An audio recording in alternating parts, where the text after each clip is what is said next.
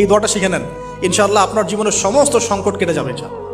আমি নিজেও এই দোয়াটা বেশি বেশি করার চেষ্টা করি। দোয়াটা হচ্ছে, মুসা আলাইহিস সালাম একটা গাছের নিচে হেলান দিয়ে বসলেন, বসে দেখলেন দুজন মেয়ে দাঁড়িয়ে আছে দূরে, পানি নিতে পারছে না। লোকজন পানি নিয়ে যাচ্ছে, ওরা দাঁড়িয়ে আছে বেচারি। মুসা আলাইহিস সালাম গিয়ে বললেন, কি সমস্যা আপনাদের? তারা বললেন যে আমাদের বাবা অনেক বৃদ্ধ মানুষ, আমরা পানি নিতে পারি না, যতক্ষণ না আমাদের কম পানি নিয়ে চলে যায়। তো মুসা আলাইহিস সালাম একটু বললাম না, ফিজিক্যালি খুব স্ট্রং ছিলেন, থাকে না বডি বিল্ডার, সামনে গিয়ে কথা বলে সরো পানি দিতে দাও, তখন মানুষ একটু মূল্যায়ন করে না। তো মুসা আলাইহিস সালাম এভাবে পানি নিয়ে দিলেন এবং বাছুরদেরকে পানি পান করালেন, করিয়ে গাছের নিচে এসে বসে আছেন।